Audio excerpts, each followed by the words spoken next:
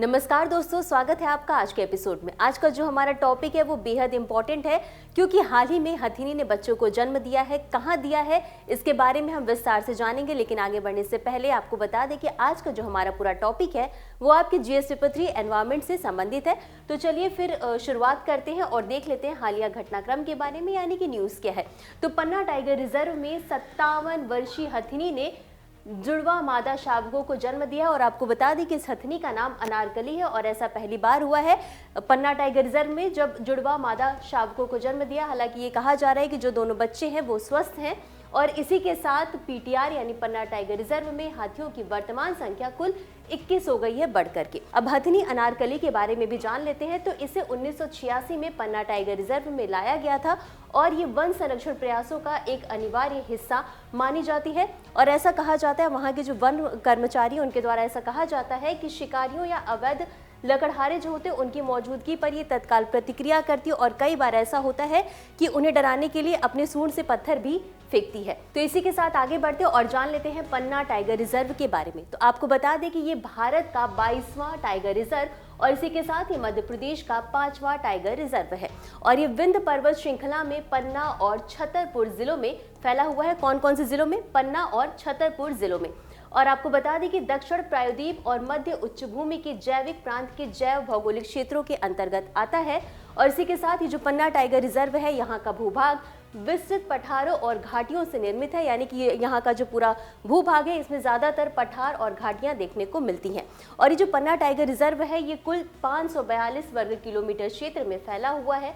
और आपको बता दें जो एक विशेष बात ध्यान रखने योग्य है वो ये है कि बुंदेलखंड क्षेत्र का ये एकमात्र बाघ अभयारण्य यानी टाइगर रिजर्व है और यहाँ से केन नदी दक्षिण से उत्तर की ओर बहती है और इसी के साथ यहाँ पर 2000 वर्ष पुराने शैल चित्र भी मौजूद हैं। तो ये तो हमने जाना इसके बारे में, पन्ना टाइगर रिजर्व के बारे में। अब इससे संबंधित कुछ और महत्वपूर्ण बिंदुओं को भी समझ लेते हैं। तो 1994 में इसे टाइगर रिजर्व घोषित किया गया था और 2011 में केंद्रीय पर्यावरण, वन और जलवायु परिवर्तन मंत्रालय के द्वारा इसे बायोस्फीयर रिजर्व के रूप में अधिसूचित किया गया था। और इसी के साथ 2020 में इसे यूनेस्को ने मानव एवं जैव मंडल कार्यक्रम यानी MAB मैब में शामिल किया था। अब इतना समझने के बाद हम आगे बढ़ते हैं और यहाँ की जैव विविधता के बारे में भी समझ लेते हैं। यहाँ पर कौन कौन सी वनस्पतियाँ पाई जाती हैं, कौन कौन से जीव जंतु पाए जाते हैं। तो सबसे पहले तो हम यहाँ की वनस्पति के बारे में समझ लेते हैं। तो यहाँ पर प्रमुख रूप से शुष्क पर्णपाती वन और घास के मैदान पाए जाते हैं। और इसी के साथ ये जो रिजर्व है इसके उत्तर में सागौन के जंगल और पूर्व में सागौन कढ़ई मिश्रित वन से ये पूरा एरिया जो है वो घिरा हुआ है। यहाँ पर पठारों की सूखी खड़ी ढलानों पर अकेशिया कैटाचू नामक वृक्ष प्रजाति जो है वो बहुतायत मात्रा में पाई जाती है, यानी कि बहुत अधिक मात्रा में पाई जाती है। अब इसी के साथ हम यहाँ पर पाए जाने वाले जीव जंतुओं को भी देख लेते हैं एक बार। तो यहाँ पर बाघ, भालू, तेंदुए और धारीदार लकड़बग्घे की एक बड़ी आबादी पाई जाती है। यहाँ पर इनकी बड़ी आबादी का घर है। और इसी के साथ यहाँ पर कुछ अन्य प्रजातियां भी पाई जाती है जिसमें कि सियार, भेड़िया, जंगली कुत्ता और जंगली बिल्ली शामिल है। हालांकि यहाँ पर कुछ जनजातियां भी पाई जाती हैं जिनमें कि मुख्य रूप से बैगा और गोंड जो ये जनजातियां जो है मुख्य रूप से यहाँ पर पाई जाती हैं। इतना समझने के बाद हम आगे बढ़ते इस मैप को। आप इस मैप को ध्यान से देख लीजिए और आप इसका स्क्रीनशॉट ले लीजिए और आपको यहाँ पर बताना है कि मध्य प्रदेश में कुल कितने टाइगर रिजर्व पाए जाते हैं। कमेंट सेक्शन में आप बताइए और अगर आपको सारे टाइगर रिजर्व का नाम पता है तो कमेंट में वो भी मेंशन करिए।